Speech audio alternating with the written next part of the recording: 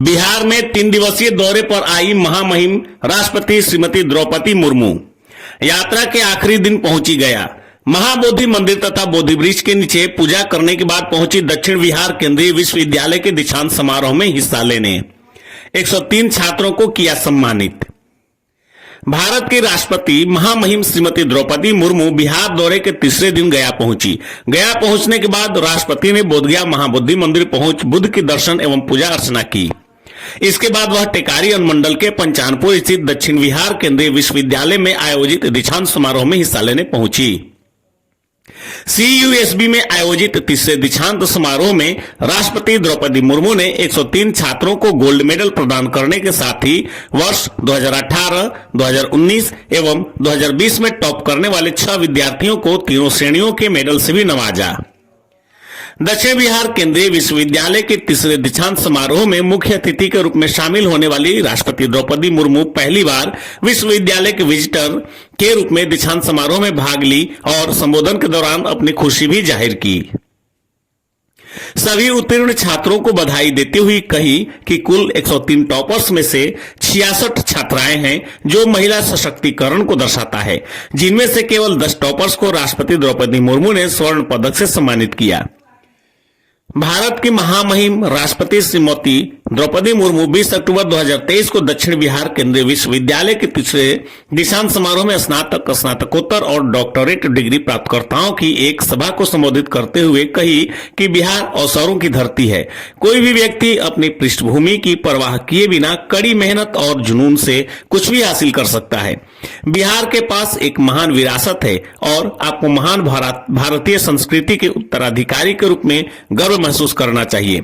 आगे उन्होंने कहा कि विविधता में एकता और अपनी संस्कृति से जुड़े रहना हमारे देश की अखंडता के लिए महत्वपूर्ण है।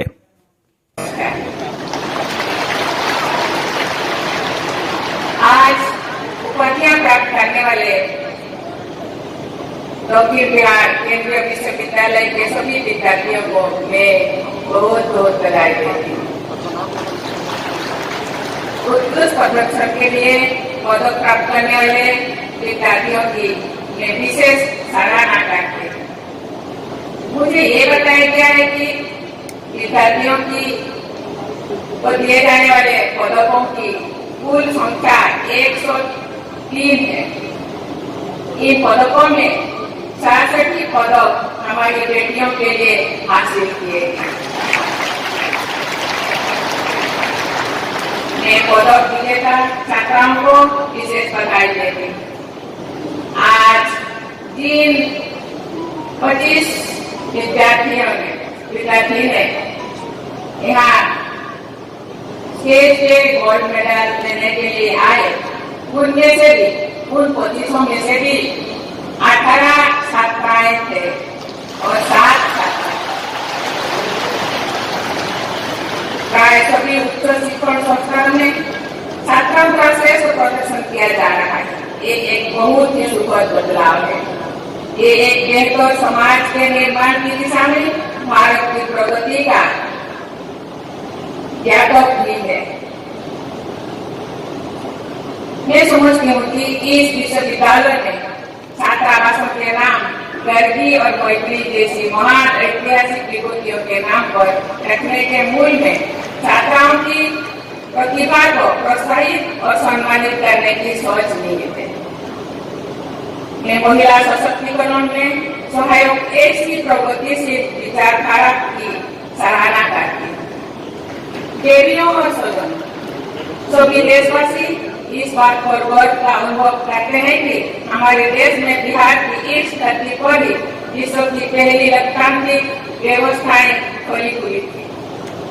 संविधान सभा में आपने समापन भाषण के दौरान बाबा साहेब डॉक्टर B.R. अम्बेडकर ने कहा था कि संसदीय प्रणाली के अनेक नियमों को भारत के प्राचीन गणराज्यों और बौद्ध संघों की कार्यप्रणालियों में लिखा जा रहा है।